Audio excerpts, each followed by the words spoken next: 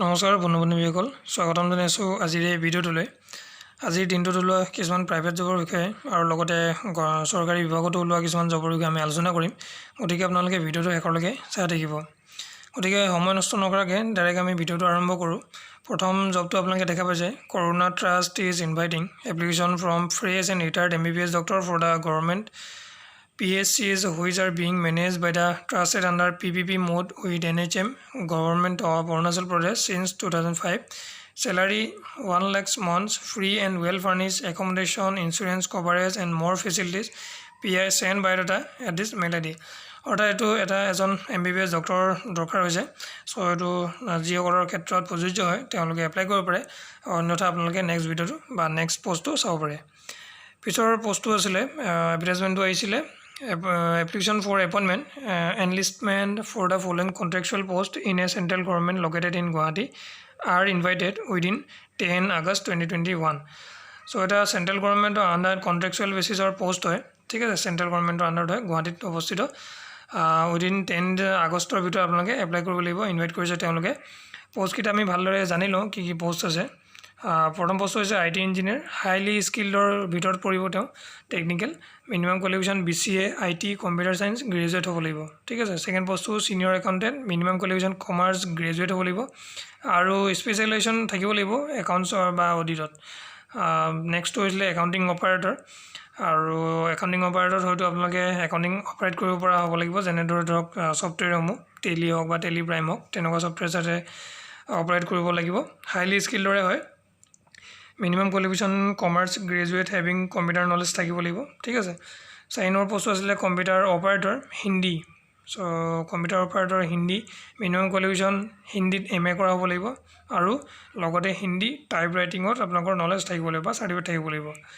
5 number পোষ্টটো আছে electrician skilled having professional certificate from recognise institute. So' ইলেক্ট্ৰিচিয়ানৰ কাৰণে স্কিল্ডৰ কেটেগৰীত আহিব আৰু তেওঁৰ প্ৰফেশ্যনেল চাৰ্টিফিকেট থাকিব লাগিব, হয় আপোনালোকৰ ITI বা পলিটেকনিক কৰা বা তেনেদৰে ডিপ্ল'মা কৰা চাৰ্টিফিকেট থাকিব লাগিব। নেক্সটটো আছে 6 নম্বৰ পোষ্টটো আছে ক্লাৰ্ক, স্কিল্ডৰ ভিতৰতে কেটেগৰীত আহিব, মিনিমাম কোৱালিফিকেশ্যন গ্ৰেজুৱেট হ'ব লাগিব, লগতে কম্পিউটাৰ বেকগ্ৰাউণ্ডৰ হ'ব লাগিব। 7 নম্বৰ পোষ্টটো আছে receptionist, minimum qualification graduation, good communication skills in English Hindi and Assamese থাকিব লাগিব, ঠিক আছে। নেক্সটটো আছে আপোনালোকে দেখাব অফিচ পিয়ন আৰু আনস্কিল্ডৰ ভিতৰত পৰিব তেওঁৰ কেটেগৰী, মিনিমাম কোৱালিফিকেশ্যন 8 ষ্টেণ্ডাৰ্ড পাছ কৰা হ'ব লাগিব অফিচ পিয়নৰ কাৰণে। 9 নম্বৰ পোষ্টটো আছে ছুইপাৰ আৰু এইটো আনস্কিল কেটেগৰীৰ ভিতৰত পৰিব, মিনিমাম কোৱালিফিকেশ্যন 8 পাছ বিচৰা হৈছে। 10 নম্বৰ পোষ্টটো হৈছে security guard, speciality in fire fighting, minimum qualification with recognised certificate in fire fighting থাকিব লাগিব। ছিকিউৰিটি গাৰ্ডৰ কাৰণে এইখিনি অৰ্হতা থাকিব লাগিব। Applications are to be submitted to the following address, north eastern security service private limited, Thakuria building, Suraj Nagar 6 mile GS road, post office Khanapara, Guwahati. Mail IDও দিয়া আছে। চ' ইয়াত আপোনালোকে ছাবমিট কৰিব লাগিব বুলি কিনে ইয়াত দিয়া আছে, এড্ৰেছত গৈ ছাবমিট কৰিব লাগিব, বিশেষ বেলেগো দিয়া নাই যে আপোনালোকে মেইল কৰিলেও হ'ব তেনেকুৱা ধৰণৰ দিয়া নাই। চ' আপোনালোকে মেইল কৰিও চাব পাৰে যদি দূৰৰ পৰা আপোনালোকে বিলং কৰে, যিহেতু এইটো গুৱাহাটীতে লোকেশ্যনটো হ'ব, গুৱাহাটীতে পষ্টিং হ'ব। চ' এইটো আছিলে। আমি নেক্সট জবটো চাওঁ। চ' নেক্সট জবটো হৈছিলে S10 health care solution limited, MNC company হয়, is hiring for north east branch, CTC 18,000, no targets, weekends off, spoken English must, qualification minimum 12 pass, training will be provided, online interview. So it is a MNC company হয়, health care solution limited, CTC তেওঁলোকে 16,000 দিব per month আৰু কোনো ধৰণৰ target নাই, উইকেণ্ডছ of থাকিব আৰু লগতে স্পকেন ইংলিছ আপোনালোকৰ মাষ্ট বি থাকিব লাগিব, ঠিক আছে। মিনিমাম কোৱালিফিকেশ্যন 12 পাছ বিচৰা হৈছে আৰু ট্ৰেইনিং তেওঁলোকে প্ৰভাইড কৰিব।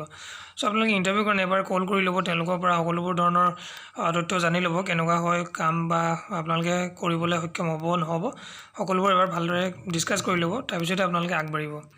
নেক্সটটো আছিলে required medical staff, PSC Dalangmukh Kamle district Arunachal Pradesh, manage by NN charitable society under PPP mode NHM government of Arunachal Pradesh. So' এইটো গভৰ্ণমেণ্ট অফ অৰুণাচল প্ৰদেশৰ ৰিগাৰ্ডিং হয়। Medical officer 1 post, qualification MBBS degree বিচৰা হৈছে, ঠিক আছে, আৰু তেওঁৰ যিটো চেলাৰী হ'ব 70,000 পাৰ মান্থ দিয়া হ'ব। ছেকেণ্ড পোষ্টটো আছে ফাৰ্মাচিষ্ট, এটা পোষ্ট আছে আৰু কোৱালিফিকেশ্যন মিনিমাম ফাৰ্মাচিষ্ট কৰা হ'ব লাগিব, ৰেজিষ্ট্ৰেশ্যন কৰা হ'ব লাগিব কাউন্সিল ফাৰ্মাচিত, স্যালাৰি পাৰ মান্থ 14000 দিয়া হ'ব আৰু বিশেষ জানিবৰ কাৰণে ফোন নম্বৰ দিয়া আছে আপোনালোকে সকলোবোৰ ডিটেইলছৰ কাৰণে ফোন কৰি ল'ব যদি আপোনালোকে ইচ্ছুক হয় কেনেদৰে এপ্লাই কৰিব লাগিব সুধি ল'ব তলতে মেইল আইডি দিয়া আছে তাৰপিছতে আপোনালোকে আগবাঢ়িব তাৰপিছত নেক্সটটো আছিলে institute of advance study in science and technology আৰু এইটো পশ্চিম বৰাগাঁও গড়চুক গুৱাহাটীত অৱস্থিত 26/7 এডভাৰটাইজমেণ্টটো আউট হৈছে কিন্তু আজিহে মই পাইছোঁ the institute of advance study in science and technology IASST Guwahati and Autonomous R&D Institute under DST Government of India invites application for resource person 2 nodes and project assistant 2 nodes under the SCST community development project. Application should be submitted online at this website within 15 days of publication of this advertisement. Please refer to the detailed advertisement published in the government in the website.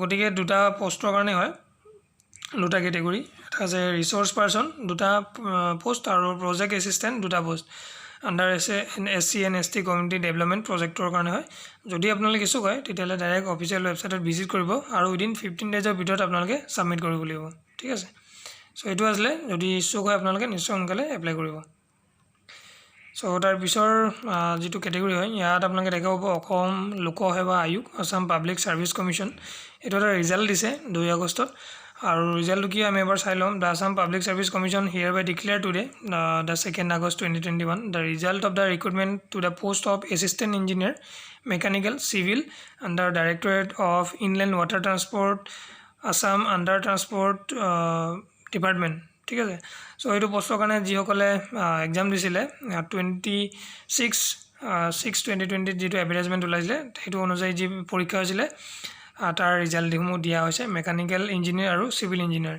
The interview for the said post was conducted by the commission on 30 July 2021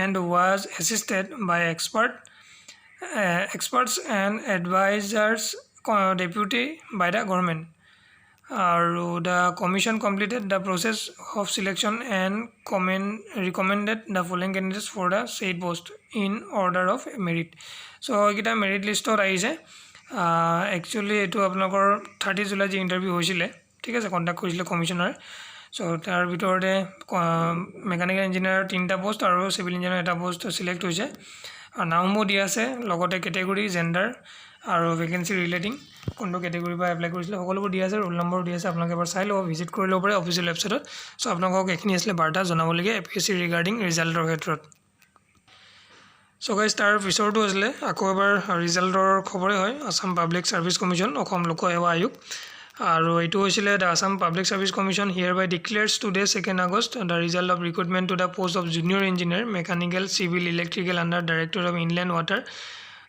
department so ইয়াত দুটা দিছে মই ভালকে ধৰিব পৰা নাই so আপোনালোকে তথাপি এবাৰ চাই ল'ব যিসমূহ দিয়া আছে ইয়াৰ আগৰটো সেমে হয় আৰু এটো সেমে হয় সম্পূৰ্ণকৈ দিয়া নাছিলে আৰু এটো 31st জুলাইত হৈছিল ইন্টাৰভিউটো আৰু হেতু 30 জুলাইত হৈছিল আৰু এটো 31 জুলাইত সো ইয়াত দিয়া আছে মেকানিকেল ইঞ্জিনিয়াৰৰ ক্ষেত্ৰত যিসকলে উত্তীৰ্ণ হৈছে বা জবৰ পাবলৈ সক্ষম হৈছে সো 6টা পোষ্ট আছে 6টা ক্যান্ডিডেট আৰু সিভিল ইঞ্জিনিয়াৰৰ কাৰণে 3টা ইলেক্ট্ৰিকেল ইঞ্জিনিয়াৰৰ কাৰণে 3টা তো যিসকলৰ নাম ইয়াত উল্লেখ আছে তেওঁলোকক বহুত কংগ্ৰেচুলেট কৰিছো নেক্সটটো আমি চাও সো নেক্সটটো হৈছে এটো নগাঁও ডিস্ট্ৰিক্ট লিগেল সাৰ্ভিস অথৰিটিৰ ফালৰ পৰা হয় এডভাৰটাইজমেন্টটো UD assistant upper division assistant আৰু এটা পোষ্ট আছে আৰু আনৰিজাৰ্ভৰ ক্ষেত্ৰতে হয় মোড অফ ৰিক্ৰুটমেন্ট প্ৰমোশনাল হয় স্যালাৰি স্কেল আপোনালোকক দিয়া আছে 14000 বা 60500 ঠিক আছে এটা পোষ্টে হয় আপোনালোকে অফলাইন মোডে এপ্লাই কৰিব লাগিব যেটো ষ্টেণ্ডাৰ্ড ফৰ্ম হয় আসাম গেজেট পাৰ্ট 9 ৰ হেতুত আপোনালোকে ফিল কৰি ল'ব লাগিব সকলোবোৰ ডিটেইলছ ঠিক আছে তাৰপৰা আপোনালোকে খাম এটাত বা এনভেলপ এটাত উইদিন 15 ডেজৰ ভিতৰত সাবমিট কৰিব লাগিব বাকি কিছুমান দিয়া আছে আপোনালোকে এবাৰ চাই ল'ব কি কোৱালিফিকেশন লাগিব ইয়াত দিয়া আছে candidate have to submit application along with self attested relevant testimonials in photocopy the qualification education qualification লগতে experience 3 copies self attested recent passport size color photograph লাগিব আৰু of years 3 last years and service book সকলোবোৰ লাগিব আপোনালোকে যদি apply কৰিব বিচাৰে proper throw চেনেলৰ পৰা এপ্লাই কৰিব লাগিব উইদিন 15 ডেজৰ ভিতৰত আপোনালোকে এপ্লাই কৰিব লাগিব ঠিক আছে চ' গাইজ আজিৰ দিনটোত ইমানখিনি আছিলে আপোনালোকক জনাবলগীয়া বাৰ্তাসমূহ প্ৰাইভেট চৰকাৰী বা ৰিজাল্টেই হওক সকলোবোৰ আপোনালোকক জনালোঁ। আশা কৰোঁ ভিডিঅ'টো চাই আপোনালোকে ভাল পালে। যদি ভাল পালে তেন্তে এটা লাইক কৰি দিব আৰু সকলোৰে লগত শ্বেয়াৰ কৰি দিয়ক যাতে সকলোৱে নজনা কথাসমূহ জানিব পাৰে আৰু নিজৰ ৰিজাল্টসমূহ যাতে যিসকলে দিছে তেওঁলোকে চাব পাৰে। ভিডিঅ'টো চোৱাৰ বাবে বহুত বহুত ধন্যবাদ।